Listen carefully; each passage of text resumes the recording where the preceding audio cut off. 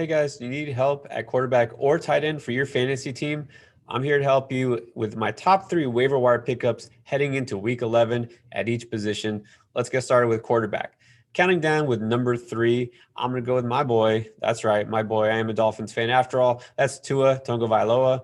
And I have to say that he's looked pretty impressive his first 3 starts, going 3-0. Of course, that's a good start. But I know for a fantasy perspective, you think, well, he's not exactly lighting it up. Okay, so he hasn't hit anywhere close to the 300-yard mark.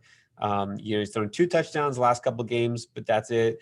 There's not a breakthrough, yet, and maybe not this coming week. It's a decent, but not a great matchup against Denver. I know the Broncos are kind of reeling, but that's more because of their offensive problems and their run defense. But here's the thing with Tua, he has not thrown an interception yet. He's looked really sharp, despite the fact that he has almost no receivers to work with. So a lot of credit to him. In this case, maybe a little bit better real life than fantasy quarterback, but he is a solid quarterback who will give you a decent floor and will not make mistakes, will not kill your week. So I like Tua based on what else is out there in the quarterback landscape these days. He won't steer you wrong. My number 2 pick is a little bit higher in terms of upside, and that's Derek Carr. That might sound a little crazy if you've been following the last 3 weeks along with Tua. Well, Derek Carr has actually been lower performing for fantasy. He hasn't even hit 200 yards for 3 straight games.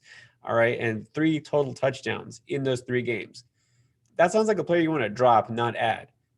Let me explain. The thing is, okay, they've been able to run the ball really effectively, and the Raiders as a team are winning, which is good. You think, well, they're going to keep that formula, keep running, stop trying to pass the ball as much. But here's the thing. Week 11, they get Kansas City. They're not going to be able to stick to that script for very long.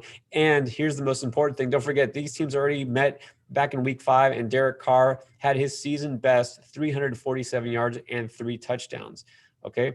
I'm not saying he's going to get to that amount again, but it is possible. And at the very least, he's going to have to throw the ball more. And he's shown that he can do it, even though that's usually a pretty tough defense against the pass. Carr seems to just have success against the Chiefs. So I like him as a streamer, number 2, but my number 1 pick at quarterback this week is Jameis Winston. That's right. It's just so 2020. You see guys like Alex Smith coming out of the woodwork and be starter. And Jameis Winston hasn't been away for long, but you know what? He's been toiling on the bench in New Orleans. Well, he hasn't really been working that hard, right? But Drew Brees now with that injury, they say he's going to miss some time, whatever that means. But you know what it sounds like it means? It's more than 1 week, okay? Jameis Winston is definitely a guy you want to add. Definitely in super flex, you got to scoop him up everywhere. But even in single quarterback leagues, he can be played this very week because you know what? They go against Atlanta. And Atlanta is still one of the worst. In fact, they give up the 2nd most fantasy points per game to quarterbacks. So you could actually, if you're feeling lucky, consider Jameis Winston in a single quarterback league. Consider him because it could be a multi-week injury for Brees. All right, let's get to the tight end. Now, before I tell you my top 3 tight end pickups, don't forget to hit that subscribe button. All right, we're here each and every week to help you with waivers, start sit advice, and of course, Endgame Live on Sunday mornings.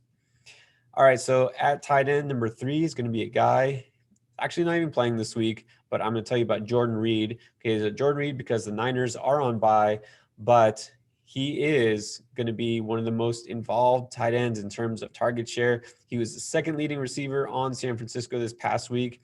All right, behind only Brandon Ayuk. I know Deebo Samuel might come back, but George Kittle is not coming back. I will tell you that. Okay, so Jordan Reed is going to be involved regardless. Not this week, but he might be a smart stash if you need help at tight end going forward.